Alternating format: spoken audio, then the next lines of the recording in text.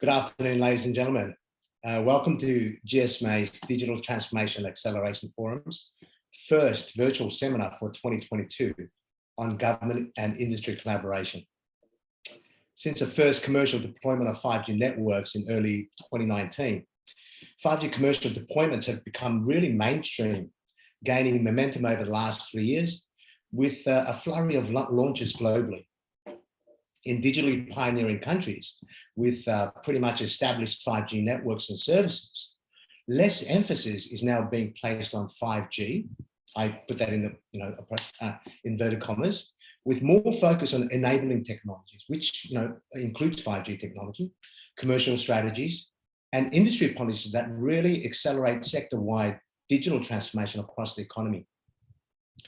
In December 2021, GSMA decided to also strategically transform the APAC 5G Forum into Digital Transformation Acceleration Forum, in short, DXAF, to be aligned with overall industry trends in many digitally pioneering countries. Original founding members of the APAC 5G Forum are still main members of this new forum, the new Digital Transformation Acceleration Forum. Now, digital transformation is all about collaboration with. So Digital Transformation Acceleration Forum will invite industry players and startups from across sectors and ecosystems to participate in forum activities and as industry members. If you'd like to participate as an industry member for this community, please let us know. In 2022, DAXF will hold seminars and workshops in both virtual and physical formats throughout the year, including the signature event, the Digital Transformation Acceleration CXO Summit, and Digital Transformation Pioneers Workshop during M360, which are planned to be held physically in Japan and Singapore, respectively. There will be 2 types of virtual seminars held this year, and these are Digital Transformation Ecosystem Acceleration Seminars and Digital Transformation Acceleration Seminars. The former is focused around ecosystem collaboration, growth, while the latter is very much focused more on enabling technologies and platform strategies for digital transformation of MNOs, mobile network operators. Today's virtual seminar is the first of the Digital Transformation Ecosystem Acceleration series, and we have speakers from digitally pioneering MNOs, consortiums, and governments. They will share their vision and experience related to the importance of government and industry collaboration to really push forward with overall ecosystem digital transformation and growth. This seminar will begin with a presentation from GSMA Intelligence, sharing its analysis on key trends to really watch in the telecoms industry in 2022 to set the background. It will then be followed by presentations from Entity Docomo and Born to Global, touching on key drivers to accelerate digital transformation in the 5G era and the importance of government industry collaboration in the startup ecosystem and now the hype metaverse. Presentations from Imda Singapore, Beyond 5G Promotion Consortium Japan, and MSIT Korea will share their government and industry collaboration initiatives and case studies to drive digital transformation of sectors in their respective countries. Now, for any questions during this seminar, please use the Q&A box on the right-hand side of your screen to ask online, and we will do our best to answer all questions online. Now, before we start, I'd like to invite GSMA's Head of APAC, Julian Gorman, to welcome you to this Digital Transformation Ecosystem Acceleration Seminar and share his thoughts on the importance of digital transformation journey, which is never ending. So, Julian, over to you. All right, thanks, Johnny, and thanks everyone who's joined today. Good afternoon. I'd like to just echo on some of Johnny's comments there. I mean, this is a new initiative from the GSMA in Asia Pacific, and really is a step forward beyond, our focus for the last couple of years has been really helping the networks, the 5G networks, move forward. And this is the step where we really start to get down and focus on how economies in our society and our nations enjoy the transformation that 5G is intended to support. And so today's seminar is really focused on the dependency of collaboration between government and industry. So that's why most people on this call, a lot of people on this call will be from government or from mobile operators or somewhere in between there. And we're looking at some of those issues which Johnny has outlined. Our idea, I think generally, broadly, the idea and expectations of digital transformation have come a long way since the dot-com era when people first started talking about it. The promised visions of the industry and society and how they get transformed and how it integrates that digital technology into our lives has changed and evolved and got more complex, and a lot more of our lives have now moved into involving technology, I suppose you'd say. During that period, I suppose the science or the wisdom of creating successful digital transformation has also matured very much. In 1995, something like 10 of the 10 largest public companies on the US stock market, I think IBM is the closest company, what people would have considered a digital company at that time. And even then, I don't think in modern terms we would consider any of those companies really being digital leaders or undergoing digital transformation in the form they had in those days. In 2021, amongst the top 10 companies again in America, it includes some of the largest tech companies in the world, and all are globally credited with redefining the idea of transformation, and their products, their services are part of, or a big part of what has supported the digital transformation of our countries and our industry today. But, Julian, sorry, can I just interrupt you? Your camera seems not to be working. Doesn't it? Oh, sorry. There you go. Sorry. So talking to black screen, that's a lot better. Okay. So I suppose the other thing to say about actually the non-tech companies in the top 10 companies in America's stock market, actually even the non-tech companies now have undergone significant digital transformation. Oil companies like are not, what they used to be. They're very quite digital companies. And a key example of that would be Walmart. They've gone from a big retail store to being one of the leading digital companies in the world. It's ironic, I think, that considering the role of mobile in digital transformation of industry, society, and government over the years, that actually the mobile industry itself, the operators itself, are generally not considered leaders in digital transformation. And that's one of the topics we want to work through over the next couple of months. And whether it's within their own business operations or in the services they offer, mobile operators are generally not considered at the leading edge of digital transformation, but our services are used to support it. And the big thing, obviously, we all know, is 5G for years, even before launch, has all been advocated about how it's going to usher in a new dawn for digital transformation of industry and society. And nations have even specifically linked their vision for economic transformation, their ambitions, are now directly linked to 5G, and mobile operators are being asked or expected to play a much bigger role in those visions. So I think it would be an interesting debate about the relative importance of 5G or the pandemic as catalysts for accelerating global digital transformation in the last couple of years. But I think there is a commonly shared assessment that policy and regulation can have a material effect on an industry's contribution to the success or failure of transformation ambitions. But even more alarmingly, policy and regulation has a potential to distort or even limit digital transformation and possibly create economic harm or disadvantage. So it's very important that the issue today we're talking about is how the importance of the industry and government collaborating. So I suppose there's a lot of dimensions and perspectives to the title of today's virtual seminar, and it's not practical to think we can cover all of them in depth. Nevertheless, Johnny has put together a great diverse agenda, a number of speakers, and provide a good stimulus for GSMA and the participants that you're joining here today to start to calibrate priorities for focus as we move forward and share ideas on what are the priorities and how, as an industry, from working together, we can advance the opportunity for us all. So therefore, I encourage you to ask questions. This is a forum that's designed to be interactive, questions, answers, there's chat rooms, chat boxes and stuff. I encourage you to share conflicting or supportive experiences. I mean, there's different perspectives. You need to look at those and make your thoughts or even fears known as we work through the topics today. We're striving to create tangible value for our members and our partners in all our programs, and your feedback and participation today are key measures of our consideration of whether we're on the right track and how we can add more value. So finally, I'd like to thank all our speakers who have come and joined us today, and all those of you who've joined. I'll just leave with a favorite quote I once heard about digital transformation, is that digital transformation is a journey without an end, but it does have a beginning. And the time to act, if you haven't already done so, is now. So we cannot rest. So I look forward to exploring how our collective wisdom today will be part of GSMA's journey for this new initiative, and how we can continue to work together and grow this for the benefit for the industry and then the economies we partner with. So thank you for that, Johnny.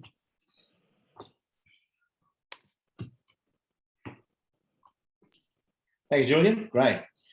Next, I invite my friend and colleague, Pablo Jacopino, to share GSMA Intelligence's analysis on trends to watch from the telecoms industry sector in 2022, and set the scene for this virtual seminar. Now, Pablo is the head of research and commercial content at GSMA Intelligence. So, Pablo, the screen's yours. Thank you, Johnny. Hello, everyone. Glad to be here. Glad to connect with all of you. I'm Pablo Jacopino, head of research at GSMA Intelligence, and I'm based in London, in the UK. So over the next 10-15 minutes, we will be looking at some of the important trends shaping the telecoms industry and the digital ecosystem in 2022.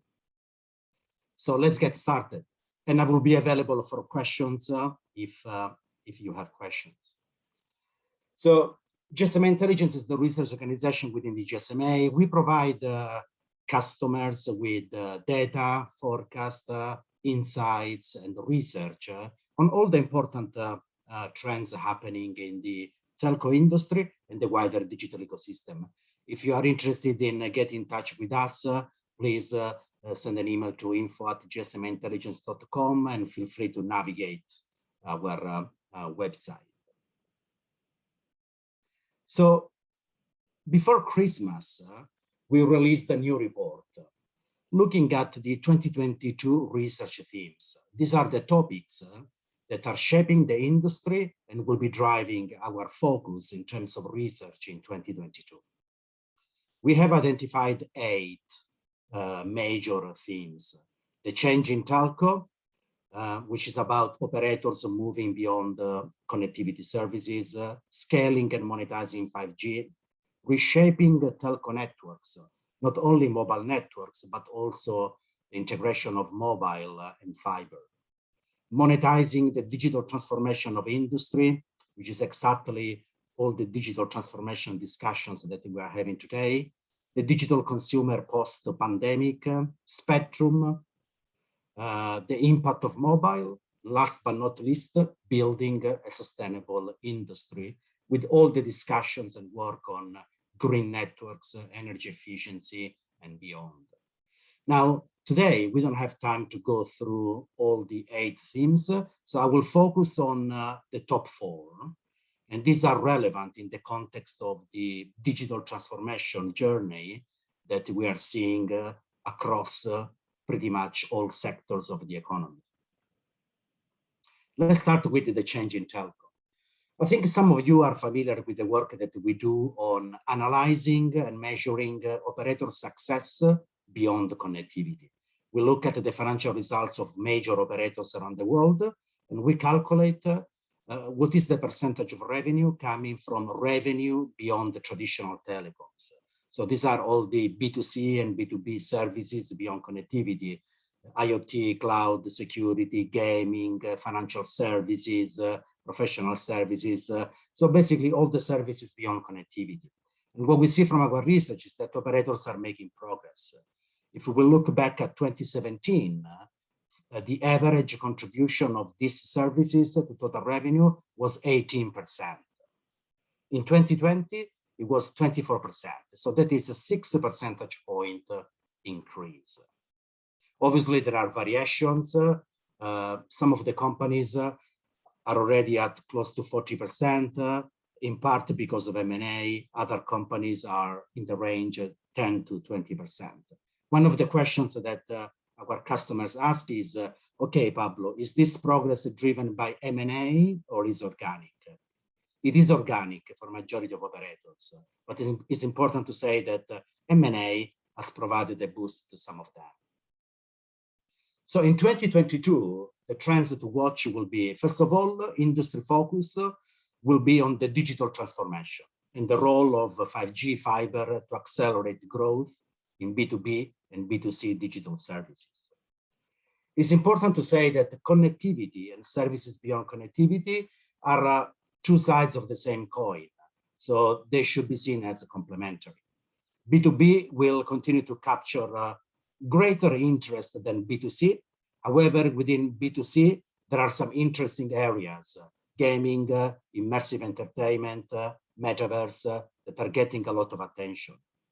And I think also major operators will likely assess or reassess their current organizational structures, looking for new ways to extract shareholder value. Let's now talk about the second theme, which is about scaling and monetizing 5G. We all know that 5G is making progress. At the end of 2021, 184 operators had launched 5G commercial services across more than 70 countries. And adoption in some countries, for example, South Korea, China, is already 30%. The shift in 2022 will be on to monetize and scale 5G.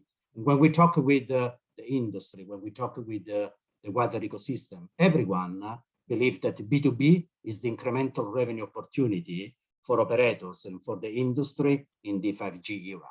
69% of operator CEOs agreed that B2B is the most important incremental revenue opportunity.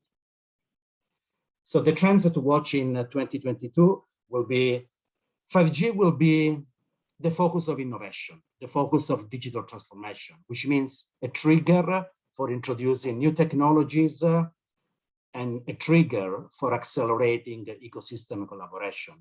And I will be very, very interested to hear from the other speakers about the link between 5G, digital transformation. In pioneer markets, the focus will shift from early 5G deployments to scaling and monetizing 5G. And there is an important question here. How do we define 5G monetization? So we will do some work to really looking at what 5G monetization looks like, and operators and use cases are leading the way. 5G fixed wireless is getting momentum. I think the interesting trend to watch this year, will be really about customer adoption. Deployments are ongoing, but what about customer adoption? And also, what's the rollout cost of 5G fixed wireless compared to alternatives such as fiber and cable? Last but not least, there will be more attention about the 5G impact on telco valuations. 5G impact on revenue, OPEX, CAPEX, which means 5G impact on free cash flow for operators and telco valuations. Number 3, reshaping telco networks. Now, network transformation is a big topic in the industry. At the moment, there are many new technologies, many new network capabilities. So sometimes for operators, it's difficult to understand what to prioritize. Our research shows that operators believe that security and network security and end user security is the top priority, is the most important thing as part of your network transformation strategy. Then there is sustainability and energy efficiency, the use of cloud. So depending on the operator and depending on the region, these priorities will change. But it's also important for operators to understand how to balance priorities versus investments. And we will do research, we will continue to do research to help operators navigate network transformation. In terms of trends to watch, standalone 5G will accelerate beyond the pioneer operators. Open RAN will continue to grow, but I think that those who expect a massive scale will likely be disappointed. Open RAN is still in the early days. Public cloud's influence in the mobile industry will grow, driving new partnerships between operators and cloud companies. Fiber rollout is moving up the agenda, and investors, private equity investors, are really ready and keen to invest. Then 6G. The industry is also talking about 6G. My view is that the 6G expectations will continue to divide the industry. Some people will continue to say, yes, it's still R&D. Other people will say, yes, but we need to think about spectrum. And some people will say, yes, but we need to think about case studies. So it will continue to divide the industry, but I expect regional positioning will get momentum. And then digital transformation of industries. Monetizing the digital transformation of industries. We conducted a big survey with end user enterprises across a range of vertical sectors. Going back to the point that Julian raised, all companies, all sectors are putting efforts to digitize their operations. So it's a global trend spanning across all the vertical sectors. And in fact, for more than 60% of the enterprises that we interviewed, IoT deployments are now part of a wider digital transformation agenda. So that means that those companies have a digital transformation agenda. And the objective is twofold. On one side, deliver cost savings. On the other side, generate new revenue streams. These two objectives are equally important. So what does it mean for operators? It means that we are moving from a scenario of providing connectivity and IoT to providing end-to-end digital transformation offerings. And the trends to watch in 2022 will be, first of all, ecosystem collaboration and private and public collaboration. And we will hear from the speakers today in terms of what it means. Enterprise will drive IoT growth. 70% of IoT connections of growth will come from enterprise use cases in 2022. Smart manufacturing, smart buildings, healthcare, etc. Cloud and security will continue to be probably the top areas of growth for operator B2B revenue. Security, everywhere, we all know about security. And then there will be greater focus on developing fit for purpose digital transformation offerings. We should leverage the interplay of IoT, 5G, edge, private networks, and all the new technologies. So that was the end of my presentation. If you are interested in more information and you want to have a full picture of all the research teams that we have, please feel free to download our 2022 research themes report and also a separate spotlight on the trends to watch. And with that, I would like to thank you, Johnny, Julian, and the audience for your attention. And I will stop sharing my screen. Back to you, Johnny. Grazie, Pablo. Grazie. Okay, great, fantastic. That was a good insight into the trends for 2022. I intend to cover some of those topics in our future virtual seminars and of course physical seminars as well. Next, I'd like to invite Mr. Anas Benajabur. He's the Director of Global Business Planning from the digitally pioneering NTT Docomo. He'll be presenting on key drivers for accelerating digital transformation in the 5G era and really share the Docomo experience. So Anas, over to you. Okay, thank you very much for the invitation to this very exciting forum on digital transformation acceleration. I'm representing Docomo. My name is Anas Benjabor. I'm a director at the 5G IoT business. My focus is on bridging business and technology, but also bridging more domestic markets with the global markets. So today I will talk about 4 key drivers for accelerating digital transformation. I learned from Julian that we are behind as operators and we have to catch up. And I would like to talk about the initiative we do in order to go forward. So today's discussion, first I will run into a brief introduction about Docomo, what we do as a company, and also about how we understand digital transformation. Then next, I will talk about 4 key drivers: network, partnership, solutions, and people, and conclude with a summary.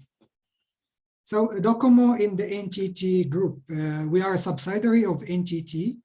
It's our holding company, and we are the mobile arm of NTT. We take care of the mobile parts. And we are one of the large telecom groups in the world. We have been leading standardization, deployment of technology in 3G, 4G, and 5G. And we felt pressure that we need also to lead digital transformation as well.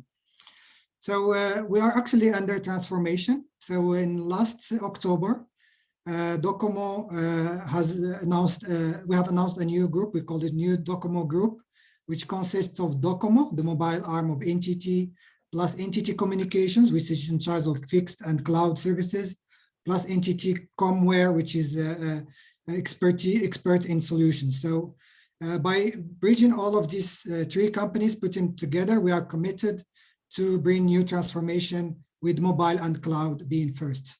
So when we talk about transformation, of course, digital transformation, DX, plus work style transformation, WX, plus green transformation, GX.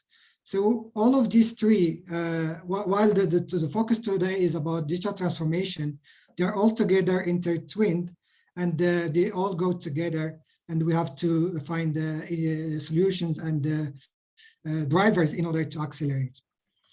So regarding digital transformation, so this is, we have talked with our customers, and the expectations are high.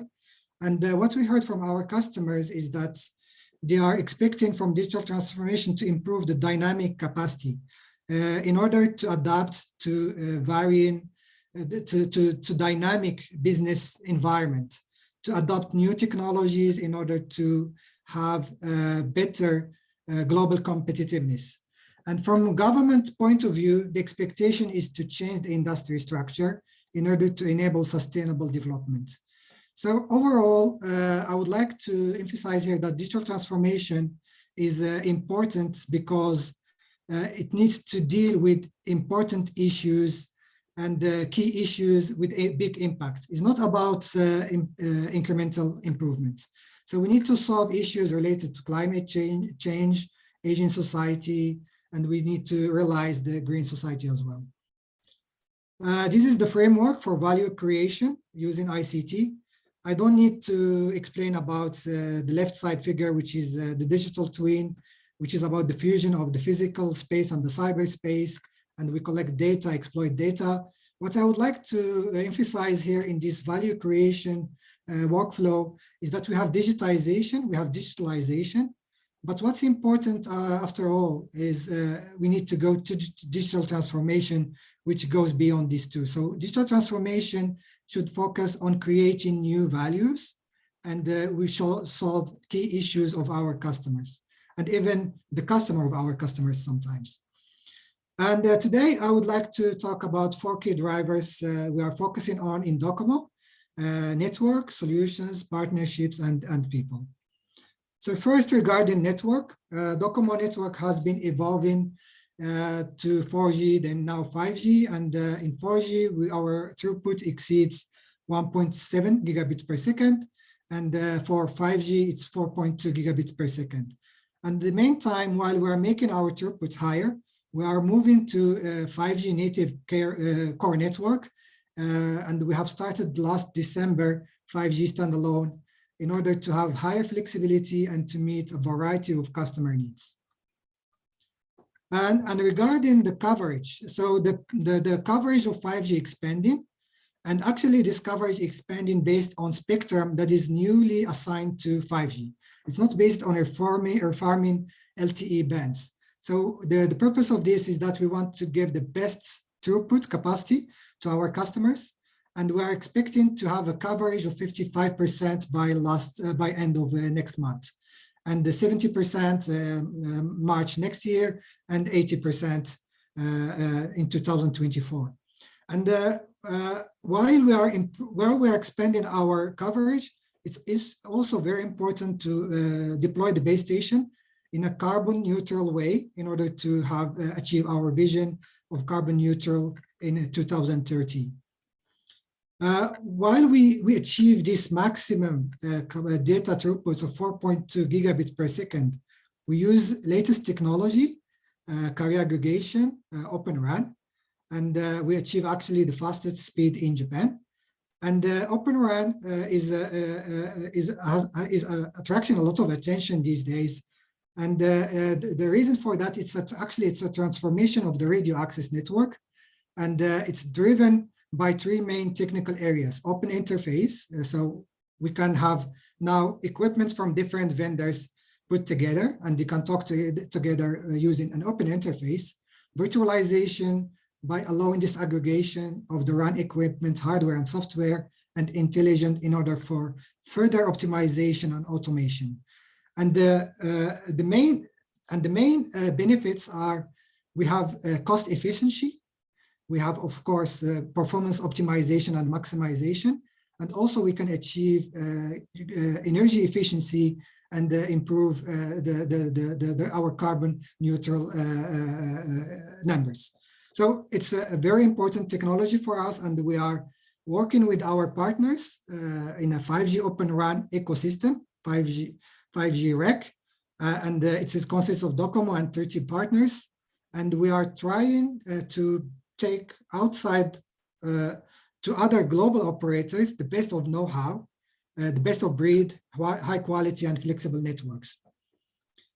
So while we are talking about partnerships, we have also partnerships regarding solutions. And we have a program called the 5G Open Partner Program. And it's an ecosystem, as mentioned about the importance of ecosystem by Pablo. So the ecosystem here we have been creating since 2018. So this 5G Open Partner Program provides a platform for matching businesses and also for implementation regarding the 5G, the Society 5.0, which is targeted by Japanese government. So it's a platform where different players from different industries come together, talk, and at the end, in order to realize digital transformation, we need to tackle important key issues.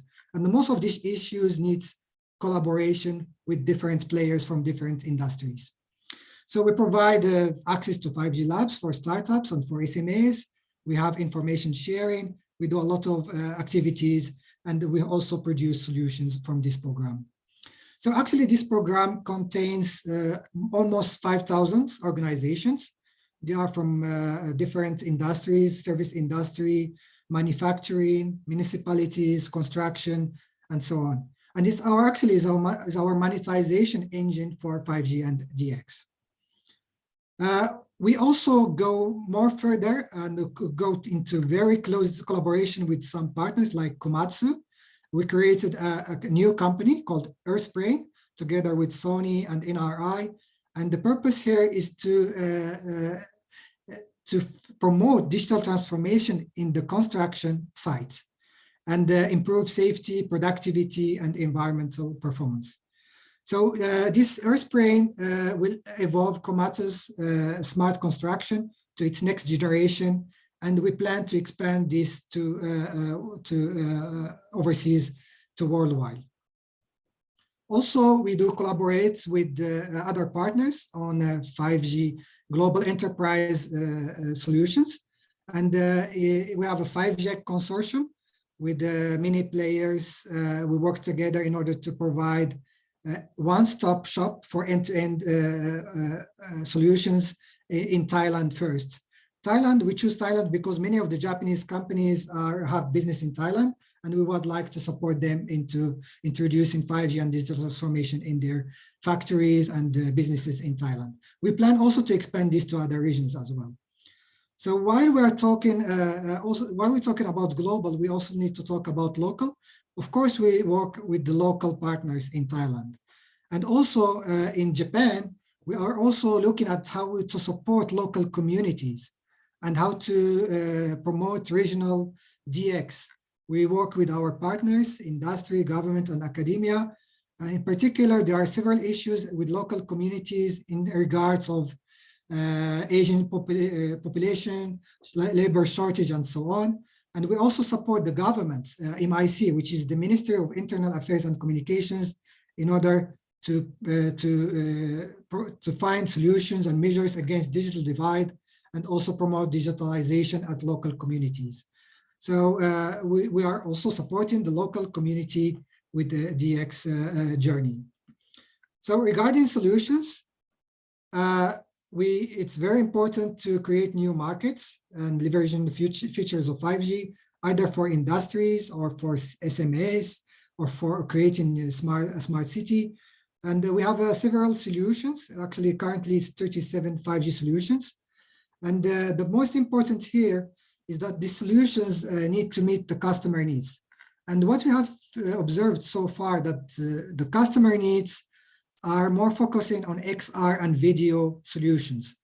And this is because of the promise of 5G in terms of high speed and high capacity. And the percentage is almost 67%. And what is important here for us in order to make these solutions go forward is that we need to work closely with our customers, and for each sector, we need to find the right solutions. So it's very challenging, but we have already closed 400 deals related to 5G solutions, and we would like to move forward. So we have sector-specific 5G. So we need to focus on sectors, and also we need to find key issues on the sectors, solve them with the 5G solution, either XR, VR, or others. So here is an example of manufacturing. So there is a business process for manufacturing, and there is several phases. We have several solutions for every step and every issue. And whenever we don't have a solution in our hand, we work with our partners, either in the 5G Open Partner Program or other partners, in order to meet the customer requirements. So it's important to have big impact.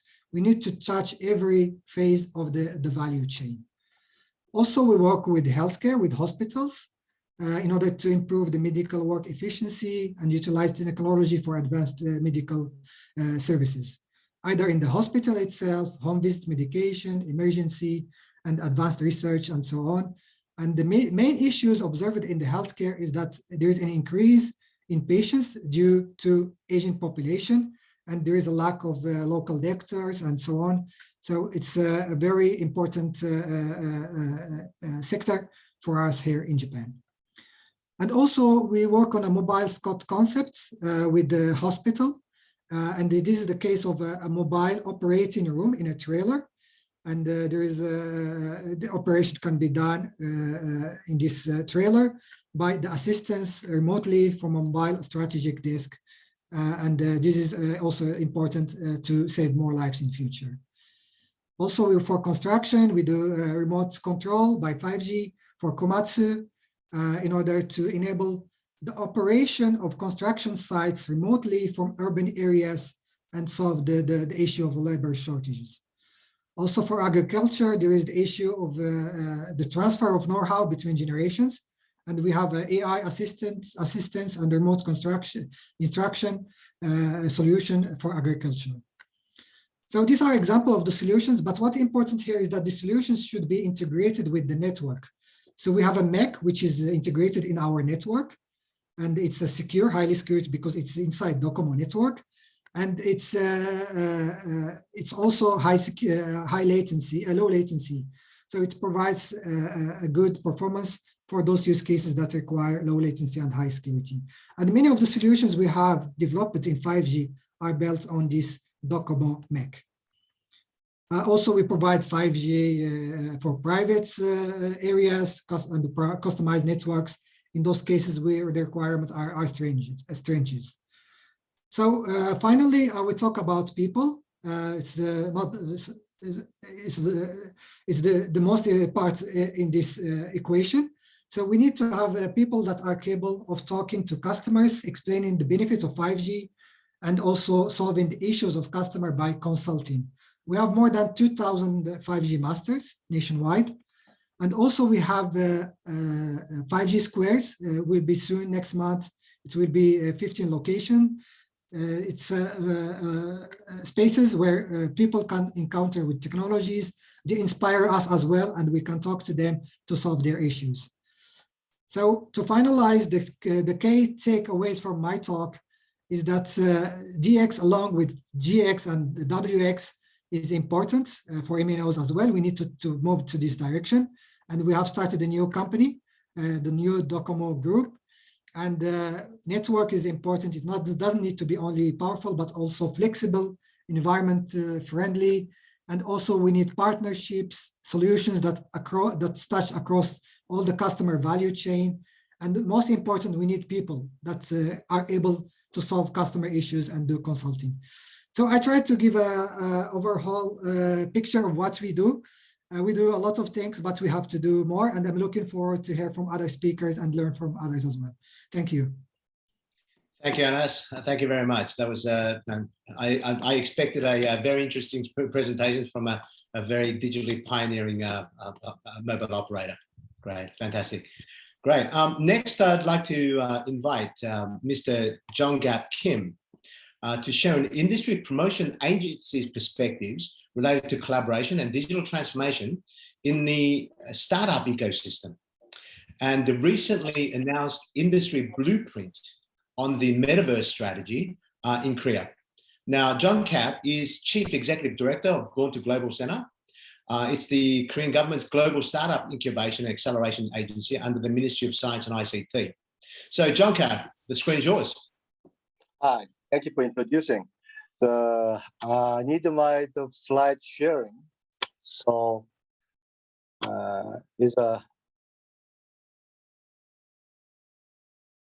how can I do this?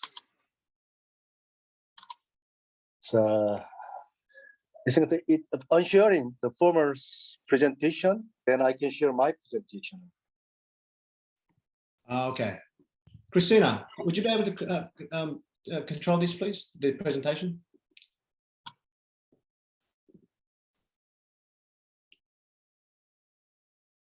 I think Anas did not put down his presentation. Anas, could you just turn off your presentation? Yeah, great, yeah, if you can just, great, fantastic. All right, over to you, JK. Yeah. Sure.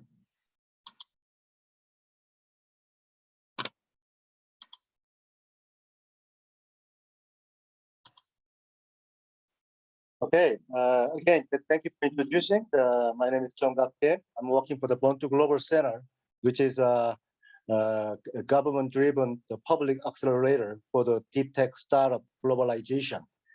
So today, actually, I like the DX Acceleration Forum name itself. It's a great name. I like it, and I'm trying to share some how the Korea promoting the digital transformation in terms of the national policy viewpoint. So let me share this one. Several weeks ago, the World Economic Forum put the article of this. This is how South Korea can become a global innovation hub. So basically, the Korea is a very famous and very well known the government-driven ecosystem building country. Compared to the United States or other European country, but I don't know. It can be debatable, arguable, which is right or wrong. But this is a fact. The government drive a lot of the initiative to promoting the new industry, new technology era, and I think its output performance was good for the last 3 to 4 years, and then now it's getting more private sector ecosystem player engage in the new the industry area. So I want to share some government initiative. Like last year, I think one of the summit I present DNA, new digital New Deal policy of the Korea government is a data and network and AI. These three elements to combine that and Korea government tried to build a digital New Deal policy. But today, I'm going to the little more detailed explanation of what's the digital New Deal configuration and what kinds of providing services as a government entity to spread the digital areas ecosystem. So this is actually the whole nationwide big picture. We call not digital transformation, but also great transformation. So we call this great transformation, and out of that, there's 3 pillars. One pillar is a digital New Deal with the data network and AI, and the other second pillar is a Green New Deal, which is a CO2 matter, and the third one is a Human New Deal. The basic philosophy of the government is to adopt a new digital economy, new digital transformation. The all member of the Korea, the people should be changing, should be ready to adopt new digital era. Otherwise, it's a very long. It can be a very long journey to deploy the new digital transformation activity. So based on these 3 pillars, I'm gonna more step into what's the digital New Deal, as a policy. So actually, in the digital New Deal, we have 12 goals in the 4 sectors. So let me show more detail on the first sector is to build and improve the DNA ecosystem, actually data ecosystem. So we try to provide the public data to the marketplace, and then they can utilize the data and develop their different type of the services, and then the government applied the 5G and AI to all industry as possible as, and also the government tried to build the government itself is included 5G and AI based. So we call this is a digital government, and established the Korea cybersecurity system. The prepare the digital era, digital ecosystem. The period. This is a kind of the ecosystem building, initiative, and the second part is digitalize the education infrastructure. So the government put the first target sector is education area. So from the elementary, middle, high school, even the university, they try to help build the infrastructure to adopt digital education. So for example, very high-speed Wi-Fi equipment with through the elementary and the middle school, rural, urban, what size of matter, it doesn't matter. The government providing that the infrastructure services as possible as year by year, and also the university also they study the university server, make them the cloud, and replace the speed of the network, more high-speed network. So these kinds of thing is like a second sector, and the government try to help even the school people to adopt the digital content and digital teaching technique and the digital tools for education, learning, and teaching also. The third sector is nurture contactless services. So after Corona-19, we cannot see face-to-face, and we cannot exchange the business face-to-face. So so many the contactless services, the booms up after Corona-19, and then the government tried to utilize. Even though Corona-19 is not good news, but in terms of business viewpoint, they utilize on these kinds of contactless situation. They promote the business like Zoom right today. So online meeting or education, distance education or distance diagnostic like healthcare. There are many bunch of area they try to promoting the contactless services with the kinds of several tools like funding or voucher. They can the government providing the voucher to the individual small and medium company, and that they can, trial the contactless services as like beginners. And if they have a very confident, then they can deploy more digitalized system in their business. The fourth sector is digitalized social overhead capital, I mean the SOC. So many the traditional SOC area, the government try to transform like to the digitalized, the system. So industrial park or some security area, so many SOC area, we try to apply the digitalized system and getting some data and utilize with the data, we upgrade and develop different type of services. So this is a digital New Deal actual, the outframe, and to accelerate these kinds of digital New Deal, the government initiate the data dam policy. So like a physical dam, we put the name as dam. And Korea is a very famous, well-equipped infrastructure like a 5G, IoT, or like a hardware or semiconductor, the sort of thing. So physically, we have many, many data already, the produced daily basis. But in the end user terms, or some last service development, it's very difficult to develop digitalized services with the data. Because as you know already, there are it should be a labeling or some validating or some different the formation of the data they need to provide to utilize for their services with the data. Raw data itself is not easy to utilize on that. That's why the government put the dam policy, and now the dam, the voucher, the many company, the trial, the AI solution with these kinds of the data through the dam. That means the labelized data, the data, labelized data, or some validate data. So this is kind of tool to provide to accelerate digital transformation. And this is some fact of the last year, like 170 types of a major field of data government providing to the all, the kinds of the company, if they have interesting to develop new services with this data.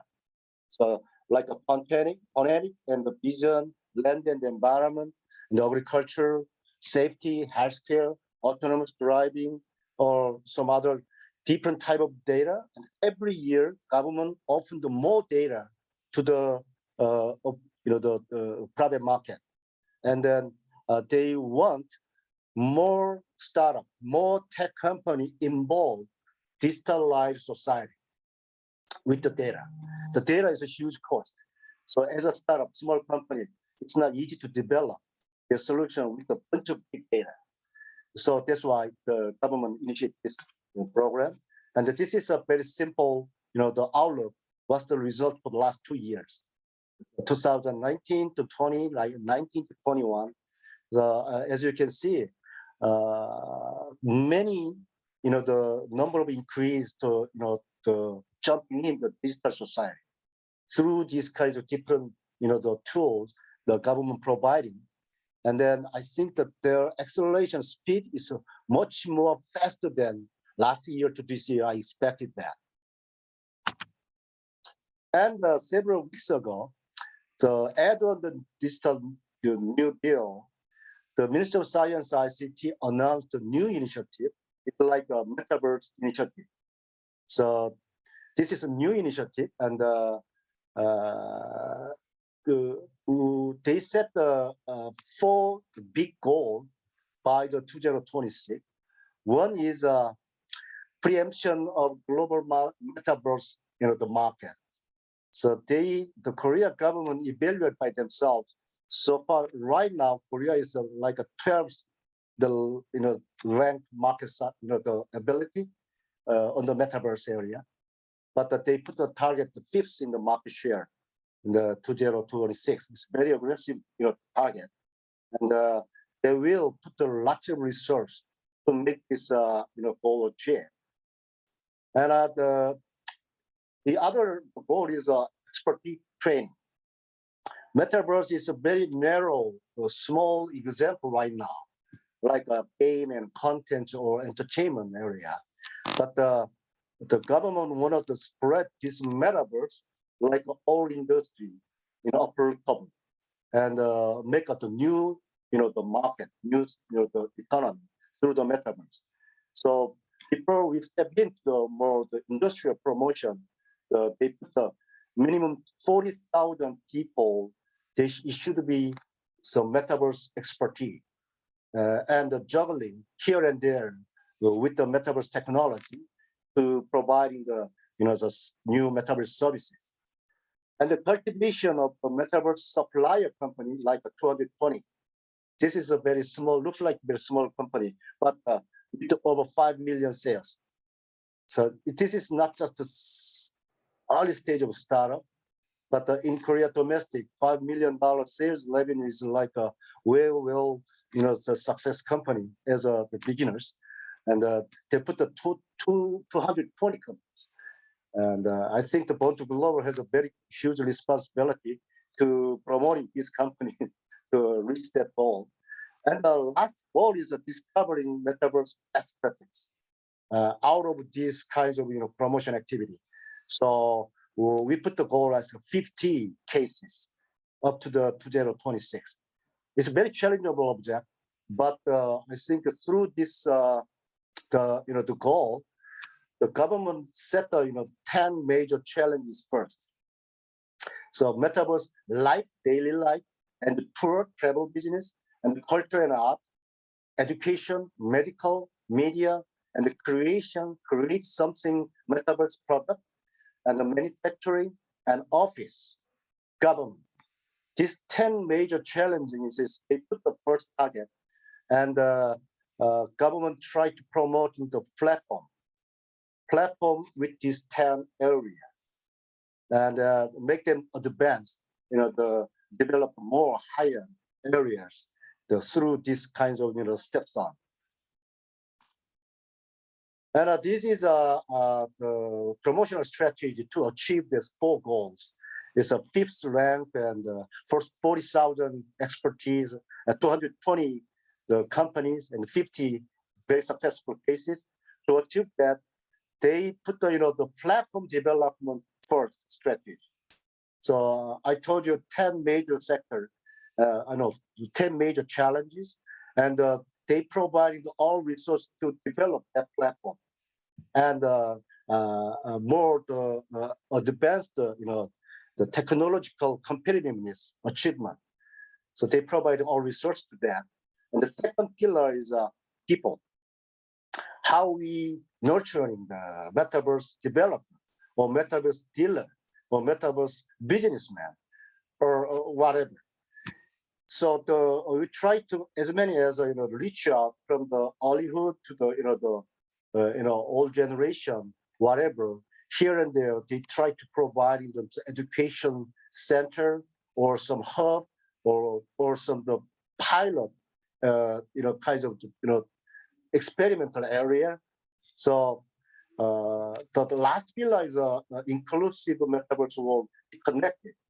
So the government policy is all people in Korea can be beneficiary of the metaverse or digital society, not exclude anyone, and can be a participant as a metaverse or some digital ecosystem player. So this is very connected. And the third one is fostering specialized companies and leading the metaverse industry. Metaverse area is just beginning, 1 or 2 years old only. So now from now on, they focusing on the more specialized company, like the new type of the neighbor of the metaverse or Kakao sort of thing. So they try to providing all kinds of the R&D support or some POC area here and there. So with these kinds of the new type of the strategy, they want to achieve like a leading country, or many digital transformation players in Korea work with the global player. The final, I'm gonna a little bit explain the Born to Global. Born to Global is we are the government Ministry of Science ICT belong to the organization, and we are charting the digital transformation capable deep tech company globalization. So our main job is the government put a lot of resources and develop the digital transformation companies. Out of that, we select some specified company and then make them work with the global player. That's our main mission. That's why main reason to present today about what kinds of situation in Korea of metaverse and digital transformation. We call not digital transformation, growth transformation. And then I'm trying to introduce as many as company who can capable deliver digital transformation and metaverse. If you or our audience needs some kinds of very innovative technology or some tool, then let us know. We can connect what you can need, what you need, the needed technology and the capable company to you. So far, the last December, we finished we closed the $2.4 billion to investment from foreign investors, and now we hope more digital transformation related companies working with the GSMA members or related members closely and develop Asian more digital transformation acceleration. Thank you. Thank you, John Cap. That was a great presentation. And I can only see that, the metaverse, strategy put forward by the Korean government, also based on other presentations and so forth, GSMA can play a definite, a platform to really create this metaverse regional or global alliance. Maybe to connect, for example, Yvonne, IMDA with MSIT, IMDA, MIC Japan, with a lot of the pioneering governments working together to really grow an open metaverse, for the benefit of the region. So it's something we'll definitely think about because that's the role of GSMA. Once again, thank you very much, John Cap. Okay. Yeah.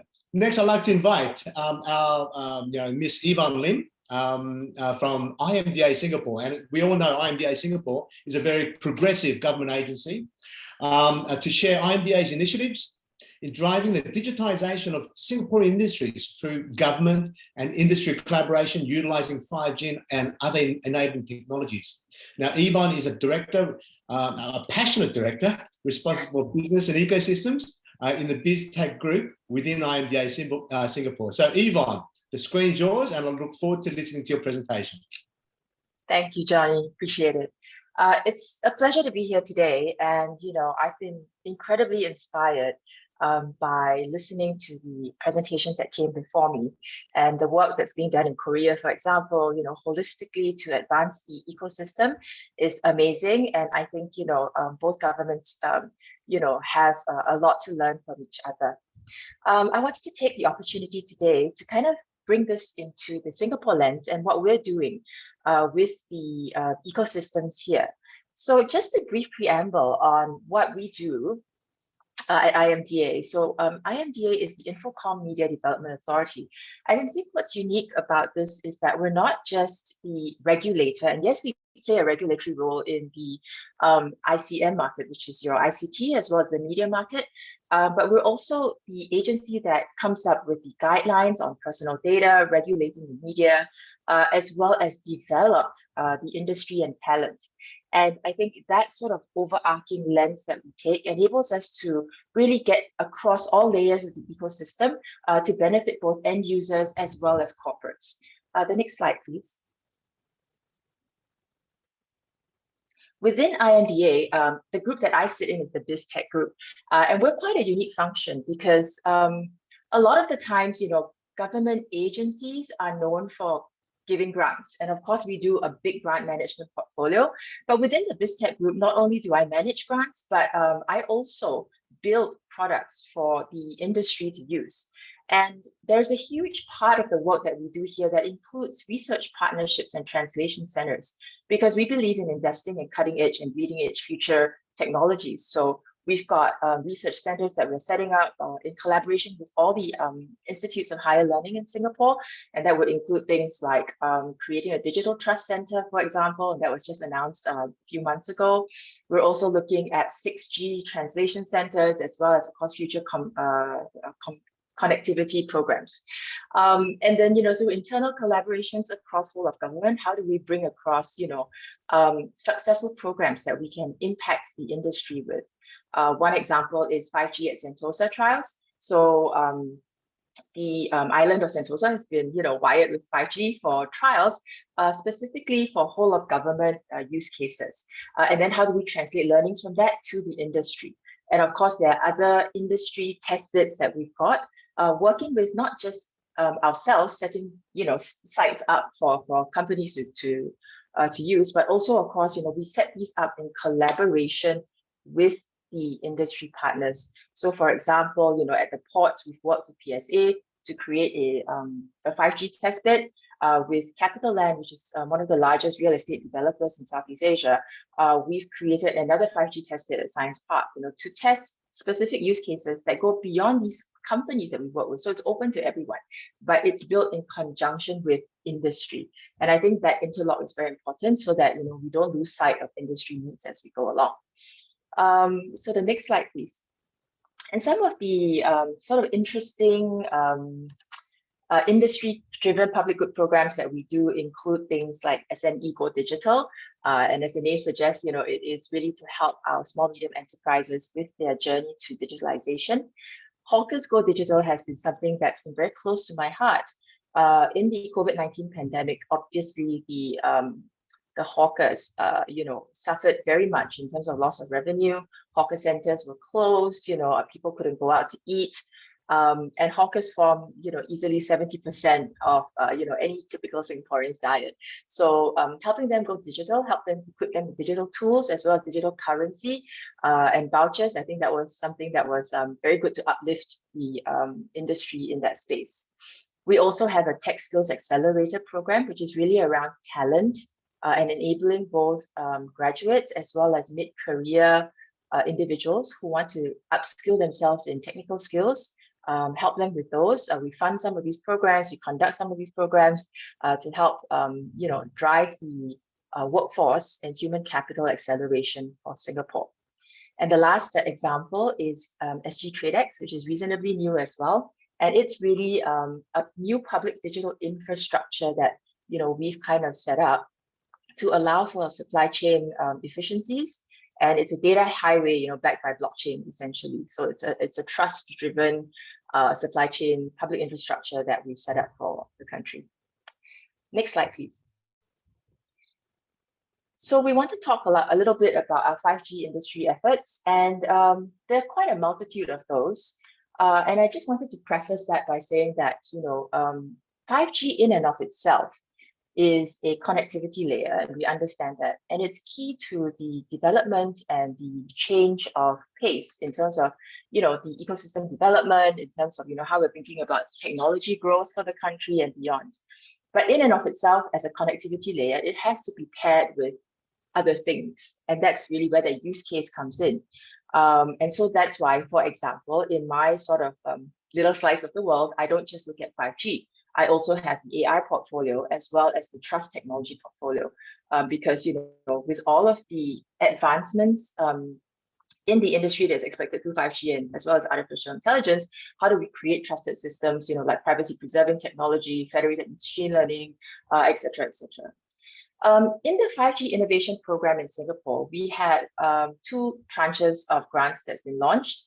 The first one, I think most of these actually have been closed, were actually around the whole ability to test the 5G connectivity layer, your uplink, your downlink, and making sure that it would be suitable for the use cases that these companies that we see on the screen were going to experience later on. So we've got things like obviously port operations, and as many of you know, we're building Tuas Megaport, and we hope that it will be, of course, a leading edge port in global operations in the time to come. 5G enabled smart estate at Science Park. That was what I was alluding to. We worked with Capital Land for that to create a test bed to enable, V2X traffic flow, and of course, transportation and so on and so forth in a small estate that's quite safe, and you don't have to actually trial that in public roads and all that kind of stuff. With Razer, we have the enhanced cloud gaming experience. And of course, we've worked with other MNCs such as IBM, Samsung, Airbus, to test really a lot of these Industry 4.0 use cases as well, because we know that with the advent or nascency of 5G, massive IoT is going to enable very, very different Industry 4.0 applications to take place. And I think beyond all of this, right, which is done, right, we've tested it, it works.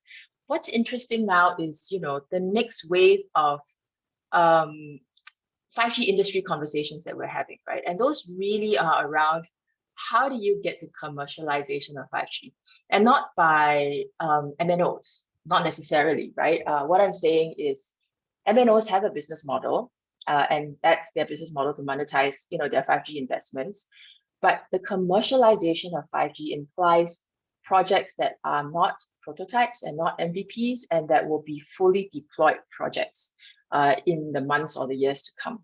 So under the Tranche 2 program, it is a slightly different nuance that we've got to the market. So as this one's more around network testing, we've kind of said, okay, it's done, it works. The next one really is around how do you create projects or help seed projects that really are going to be centric to 5G. So an example could be a project that I'm working on right now, which is got to do with the hollow medicine for a healthcare provider here in Singapore, and using 5G to do real-time hollow medicine surgery. Another one is in the space of creating digital twins for vessel inspections, as well as the berth operations for a shipping company. So these are some examples in terms of where we're seeing 5G move towards, really key core infrastructure type of work. But what's beyond 5G? Beyond 5G, next slide, please. We've got a couple of things going on as well. And I wanted to share that with you. I have, as I mentioned before, a couple of portfolio technologies. So in AI, for example, the next slide, please. We've got stuff that we built for the industry. And the reason why I'm kind of sharing this broadly is because I think that it's important to approach digital transformation in a holistic manner. And so these are some examples in terms of the models, the AI models that we've built, my team has built to give to the industries to use. And the reasons for these are a few, right? One is obviously SME uplift, small medium enterprise uplift. We understand that, for the 80% of companies that make up the SME base here in Singapore, many of them don't have the capabilities of growing their own AI teams, for example, or building their own AI engines. So what we did was, in the space of retail, we created a recommendation engine. We've created a Q&A generator so that retail companies can pick that up, and use that for their sort of e-commerce as well as their websites, in terms of selling their products to market sooner and in a more efficient manner. And then, for the last one, which is Extract, I think that's quite interesting. It's really around helping logistics providers. Now, as you know, with COVID-19, last mile delivery has gone through the roof, right? Across all countries, not just Singapore. So we wanted to help logistics providers find a way to be able to capture the cargo and good documents in a way that would link directly to their warehouse management systems in a much faster and more efficient way. I'll give you an example. I didn't know this, but now I do. So apparently, what happened is, your cargo shipment carton labels, right? They're not all the same. So some are stuck vertically, some are stuck horizontally, some have a barcode, some don't have a barcode.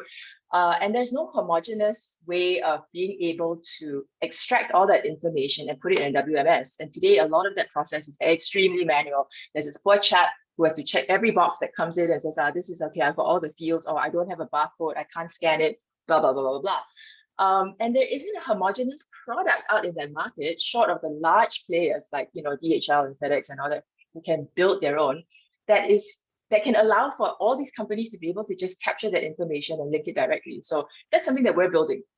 And by all means, if there are logistic companies out there and you need some conversations around that, I'm more than happy to take that on with you. Next slide, please. We also have a Trust Tech funding initiative, and I mentioned earlier this already. So this really is around creating the Singapore's trust tech industry, right? How we're thinking about, AI governance, how we're thinking about the way we preserve our privacy, and of course, building that research center of excellence. And a key example of that in the next slide is really around how we're measuring AI systems on fairness, explainability, and robustness. Next slide, please. And that is our AI Governance Toolkit. So I'm very proud of my team. We recently, developed an AI testing toolkit to run technical tests on AI models, right? Just to find out if the principles are, are fair. You want to make sure that your model is fair, is explainable, and is robust. So we're testing this with the industries here in Singapore, anywhere from healthcare to insurance to banking, of course. And we hope to continue to propagate this as we go along as well. And I think I'm on my last slide, which is the next one. I just wanted to say we're open to collaboration, happy to, be linked up to, have chats around how we can work together on the intersectionalities between 5G, AI, and trust technology. Thank you. Thank you, Yvonne. Thank you very much for a very comprehensive presentation on IMDA's activities. And we will ensure that there is a lot more interaction amongst the members, okay, to really partake in these projects, whether it be in Japan, Korea, Japan, Singapore, and so forth, okay? Let's make the initiative to do that. Thank you. Absolutely, thank you. Fantastic, great.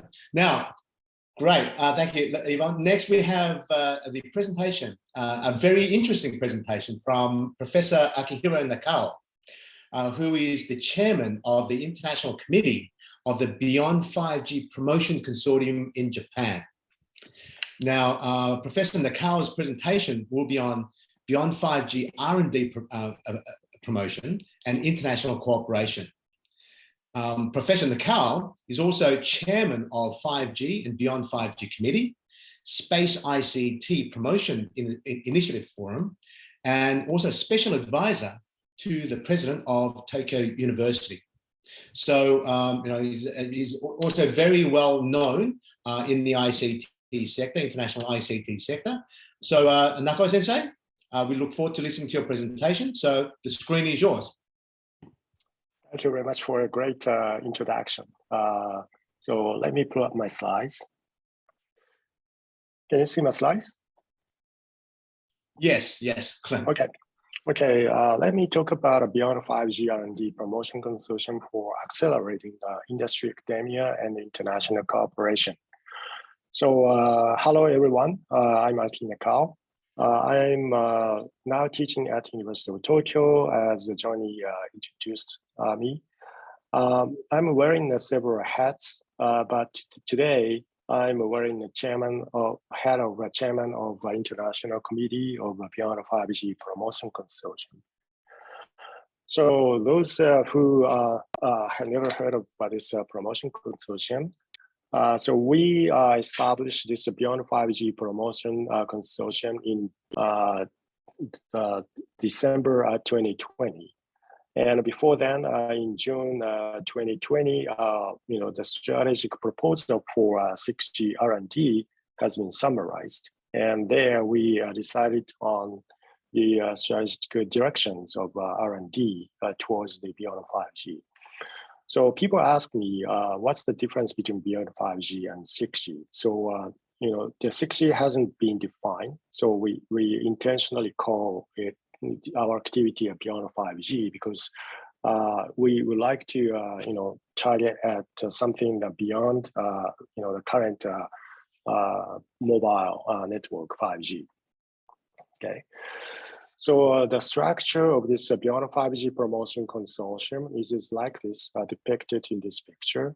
So it was established as an organization to strongly and actively promote the Beyond 5G promotion strategy, which I explain in the next slide, through collaboration between industry and academia and government. So this consortium is structured like this. We have a general assembly, and under that, we have a planning and strategy committee led by the other professor in my university, Professor Morikawa. And I'm chairing this international committee. So we like to grasp international trends of the Beyond 5G technology, and also we like to disseminate Japan's efforts to international community. So this presentation is one of these, dissemination of Japan's efforts is considered the dissemination of Japan's efforts for international community. We have several other existing centers and forum and also platform. We are partnering all these existing one, and also MIC has a Beyond 5G promotion task force within the ministry. So let me introduce a little bit of our activity and also strategy that we established. So these are the key features that we target as an R&D, the technology R&D. So the further upgrade of 5G features, everybody knows that the large capacity and ultra low latency and ultra numerous connectivity, which are the main features of 5G. But besides those, we think that for adding new features are very important so that we can contribute to generate sustainable and new values. Which are ultra low power consumption, ultra security, resiliency, and autonomy and scalability. So each of these the boxes has a lot of technologies, and we're gonna introduce this in a white paper we plan to publish in March 18. And we are having the general assemblies, during the year. But next one, we'll release this Beyond 5G white paper. This is the view visions of Japan, entire Japan. So you can go to this website written here. And we like to clarify the use cases and communication requirements technology for Beyond 5G. And also we would like to introduce other activities, for developing the white paper. So this is done by a planning and a strategy committee. So we have a white paper subcommittee under that. But there's another committee that I'm leading. So international committee, which is probably gathers some interest from this community.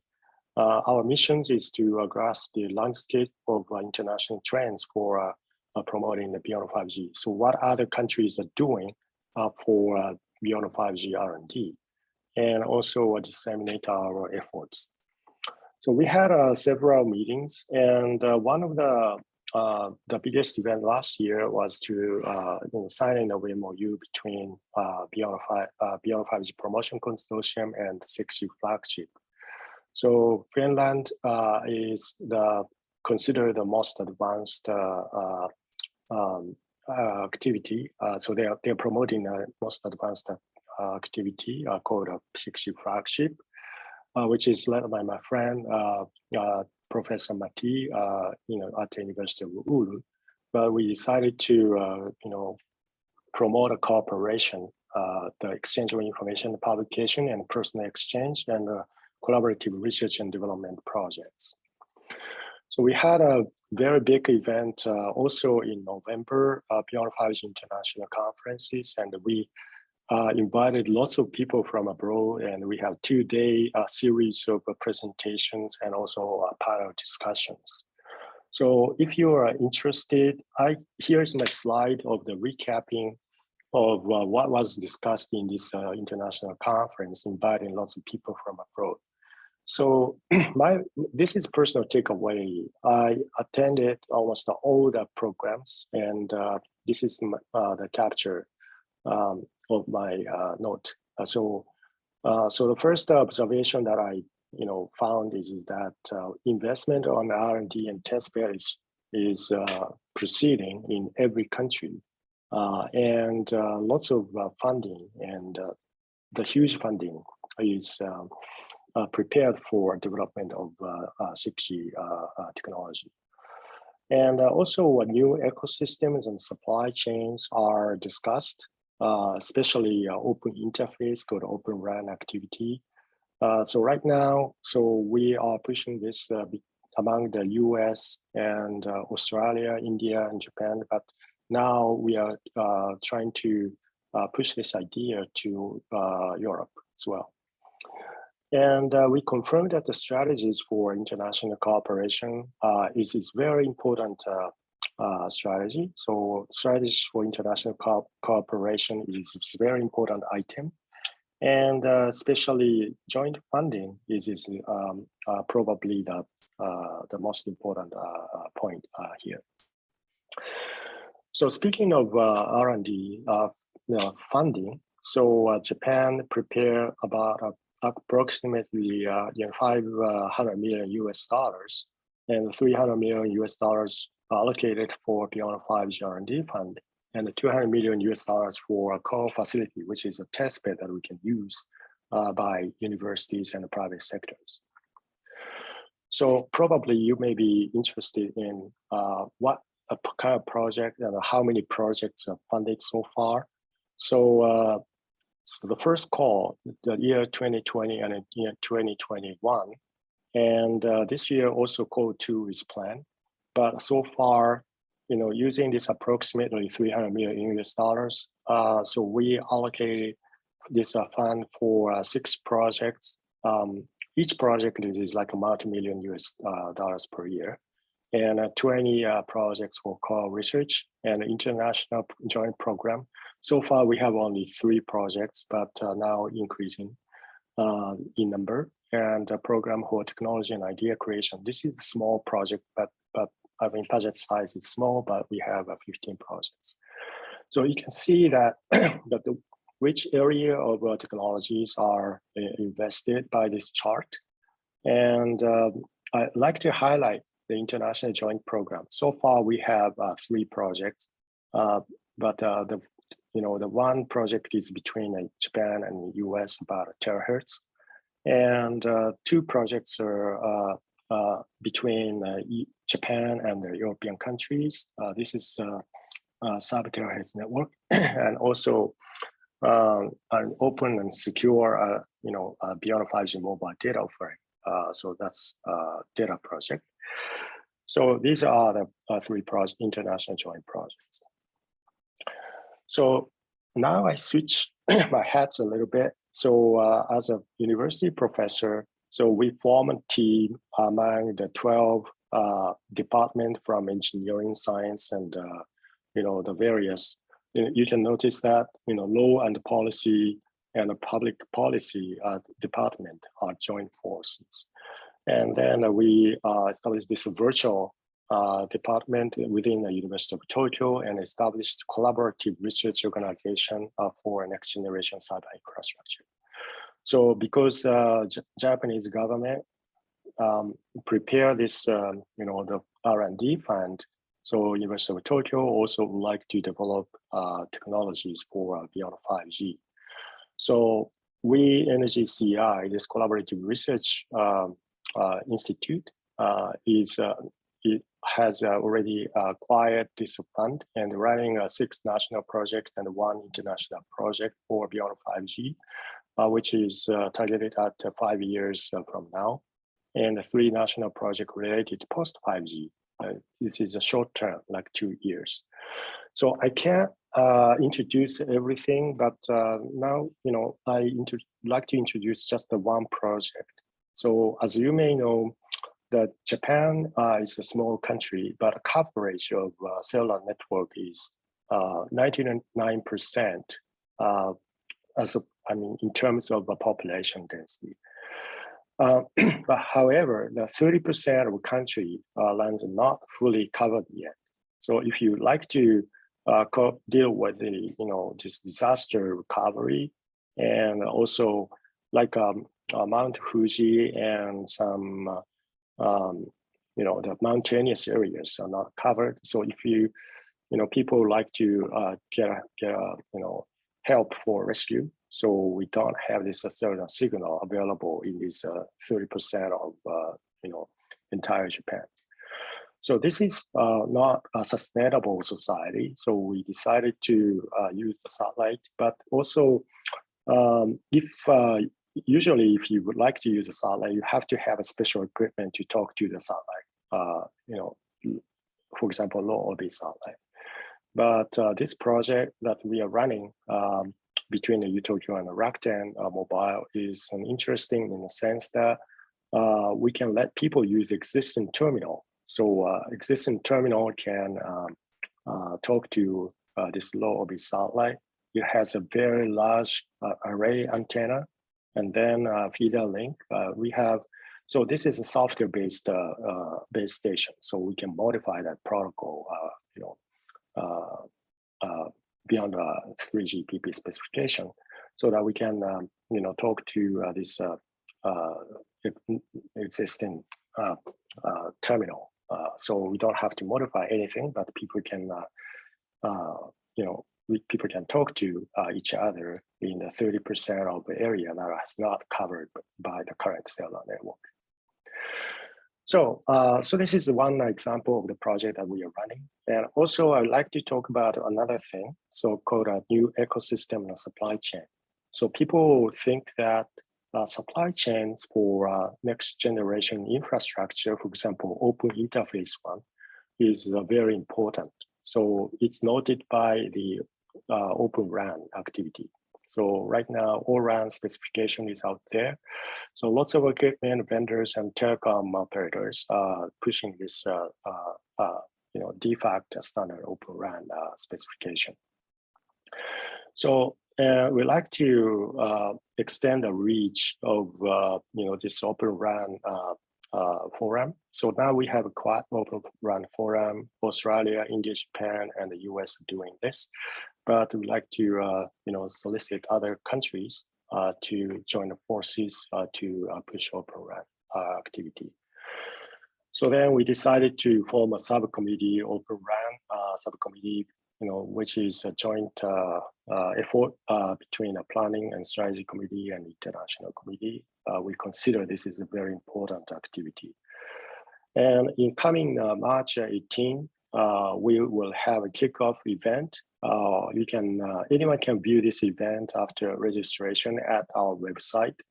And Open RAN Promotion Subcommittee will be established within this consortium, and we'd like to introduce our activity to the other part of the world. Okay, so this is my last slide. So in summary, Beyond 5G Promotion Consortium in Japan is accelerating industry, academia, and international cooperation. As you may see in my slides, lots of activities supported by the Japanese government fund, both industry, academia, and international cooperation. So if you are interested, you can send me email.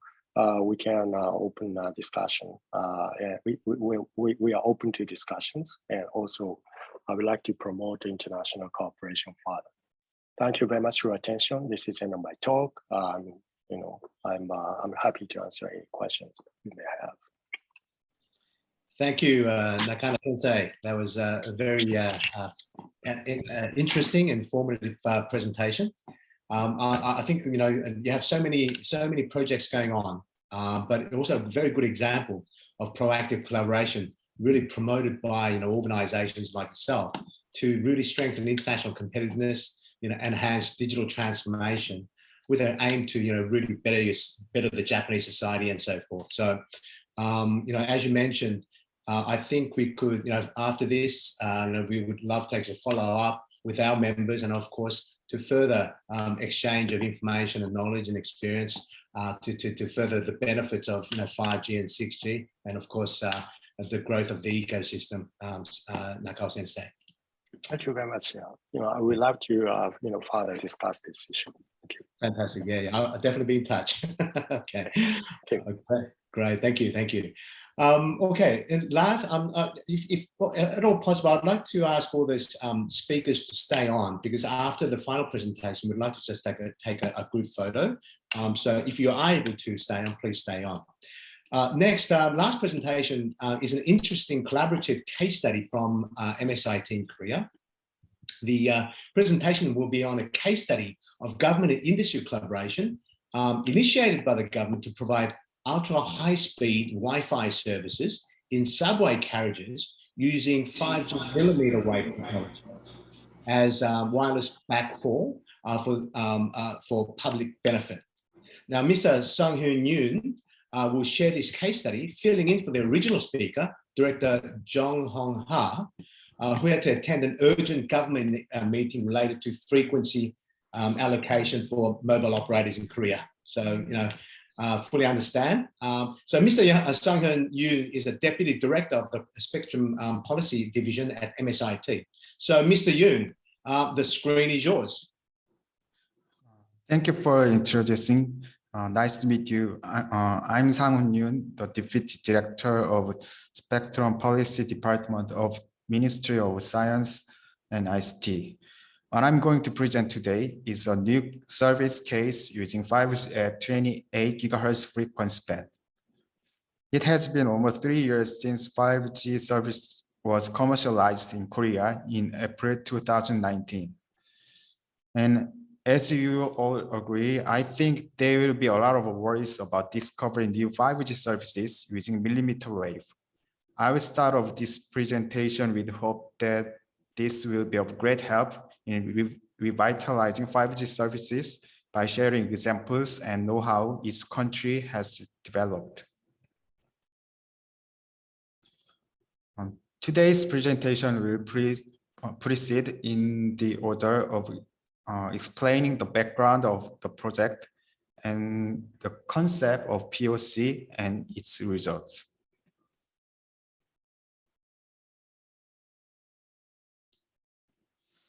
As we all know, the data traffic, such as mobile communication, is increasing rapidly as the internet-based ecosystem develops. Accordingly, the evolution of mobile communication services and the increase in communication capacity are continuously required. At the same time, the importance of data offloading for distribution of concentrated traffic is growing as well. Therefore, increasing the communication capacity of Wi-Fi, which plays a huge role in mobile data offloading, is also an important part in all of this. In Korea, the quality of mobile communication is evaluated every year, not only 3G, 4G, and 5G, but also public Wi-Fi is included in this annual evaluation process. According to the result of the quality evaluation in 2020, Wi-Fi communication speed in subway trains was confirmed to be poor at around 20% of that of other areas. One of the main reasons for the poor quality was related to the backhaul capacity of Wi-Fi in subway trains. And we tried to find ways to increase that. Currently, LTE is used as a backhaul of Wi-Fi in subway cars in Korea. And we have considered a plan to use this backhaul for 5G 28 GHz. At the same time, we try to improve the multi-access environment by changing Wi-Fi APs to the products that support Wi-Fi 6E.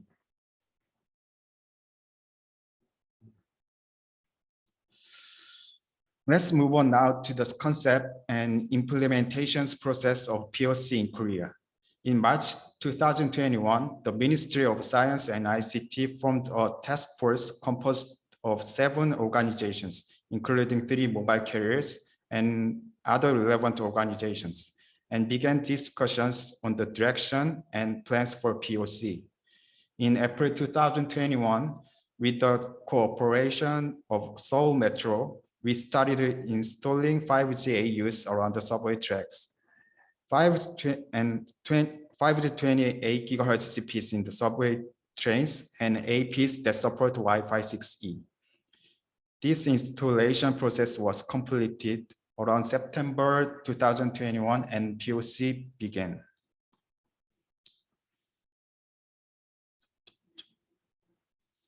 And as I briefly mentioned earlier, I tell you once again what we wanted to improve through this POC project. The slide you see now is a diagram that shows the configuration of network using LTE as backhaul, Wi-Fi backhaul inside subway cars. LTE Wi-Fi routers are installed in the subway cars, and they communicate with an LTE base station to provide Wi-Fi service to passengers inside subway trains.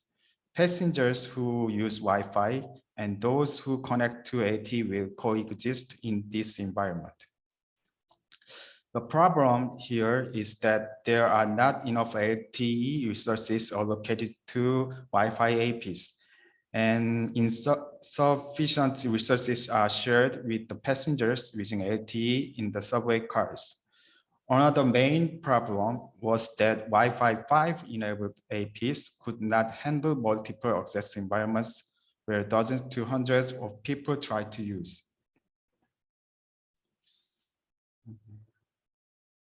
In order to solve this problem, task force looked to application of 5G 28 GHz links and Wi-Fi 6E.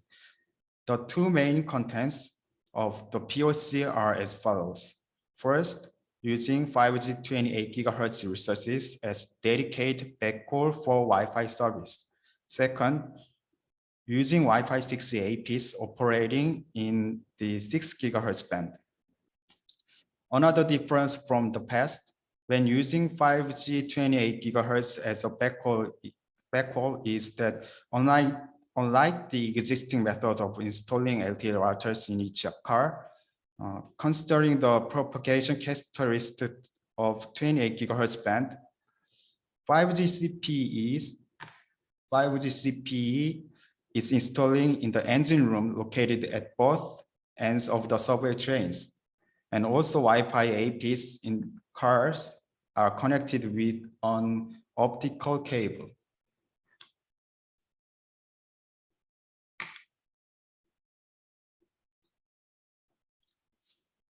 In addition to the technical methods, the task force also discussed the POC section of the subway line.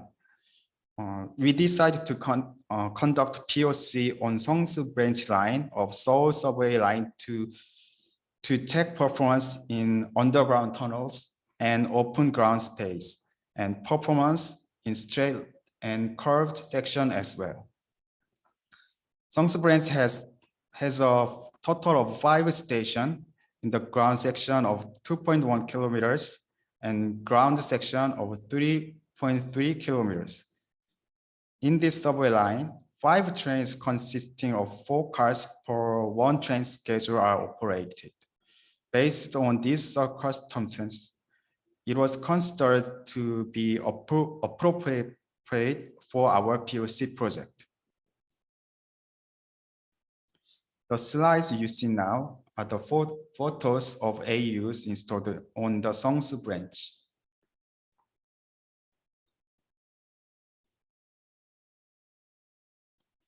The CPE was decided by comparing products from several manufacturers. In that process, what we considered was weight, stability, and ability to support remote control functions. As a result, each CPE was installed in the engine room located at both ends of the train. A total of 20 APs supporting Wi-Fi 6E were installed, and a QR code was attached to the subway car to provide convenient access.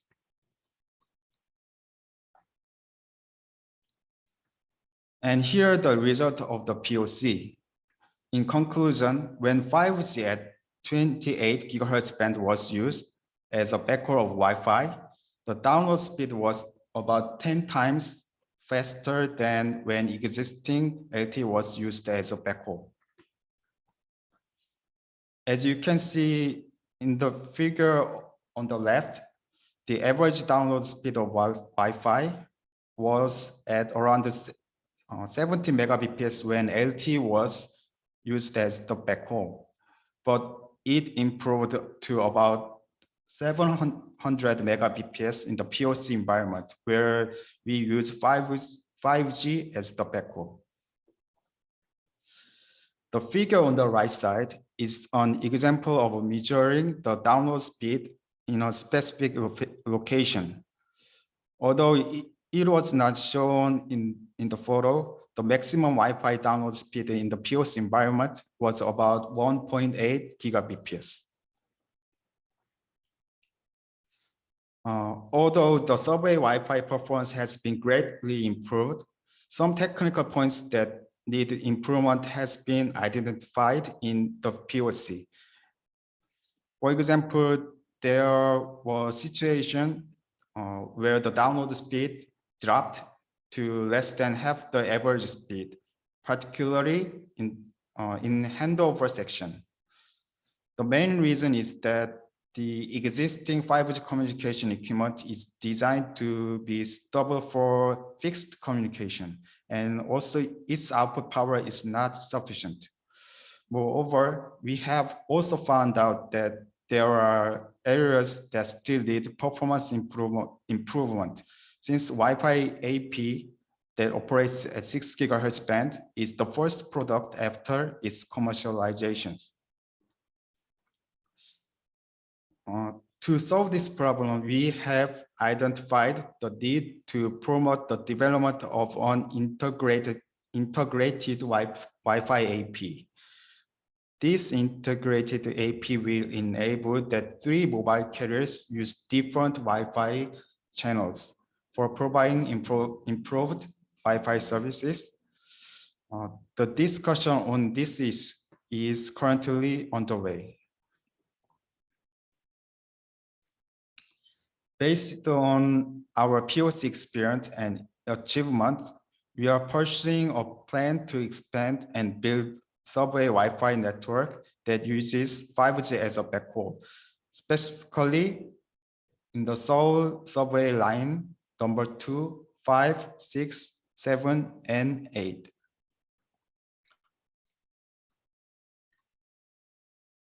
During the POC process, we have confirmed that in case of using 28 gigahertz band, the communication performance was better in the ground section than in the underground section than in the ground section of the subway. Therefore, we have selected routes with many underground tunnel section first. The main plan currently scheduled is developed equipment such as CPE and Wi-Fi AP stable for the subway environment, and revise the relevant technical regulations by second quarter of 2022. In order,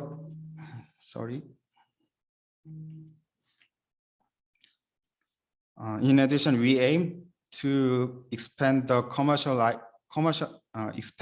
commercialize the service by completing the construction of infrastructure in the subway and the deployment of equipment inside the cars by the first quarter of 2022. This project is the exemplary of the private-public cooperation for 5G 28 gigahertz utilization. Beginning with this 5G project, in the future, we expect other public-private cooperation projects to be delivered in conjunction with private usage management for enhancing social value. If you'd like to examine the case study for this POC, please contact us. And this has been my presentation. Thank you.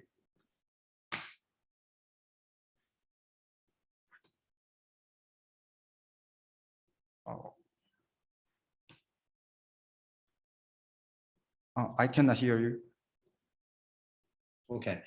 Okay, pardon me. Yeah, thank you very much for a great presentation. And I'm sure a lot of the people in the audience would have found the content very interesting and relevant as they are already on their 5G journey and also looking into the application of millimeter wave services for other maybe more advanced 5G services as well. So, but once again, Mr. Yoon, thank you very much for an interesting presentation.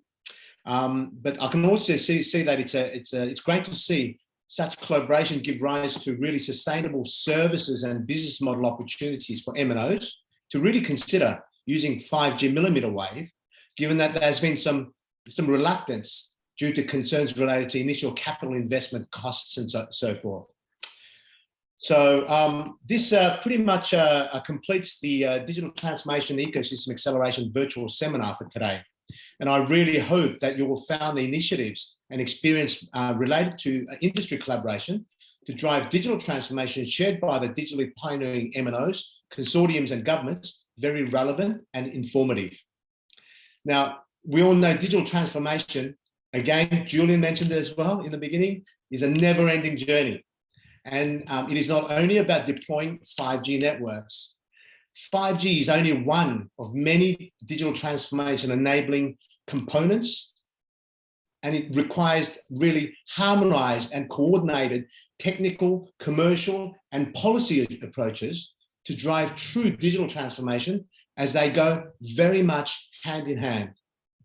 So keeping that in mind, the next virtual seminar will be in April on a very interesting topic, which will be shared with you in the monthly email update at the end of this month.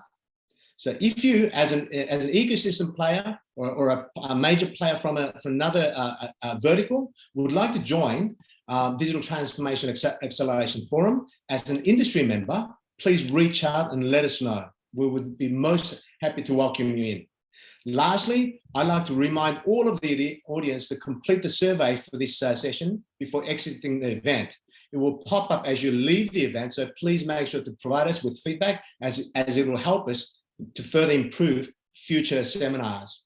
And before we finish off, I'd like to actually ask all the speakers to turn on their cameras so we can take a photo. Fantastic. Julian and Lillian, is it possible to take a photo? Sure. All of us, sure. yeah? Yes. Okay. Fantastic. Okay, thank you. 1, 2, 3. Cheers. Thank you. Fantastic. Thank you very much. Thank you. Well, once again, to all the speakers, Nakao Sensei, okay, Yvonne, John Cap, Mr. Yoon, Anas, have I missed anyone? Pablo. Thank you very much for your input. And I will reach out to you because we will be having more seminars like this to really push forward the boundaries of digital transformation. And we would love to have your continuous involvement. Once again, thank you very much. And hopefully see you soon in the next seminar. Thank you. Thank you. Thank you. Have a good day. Thank you. Bye. Okay, bye.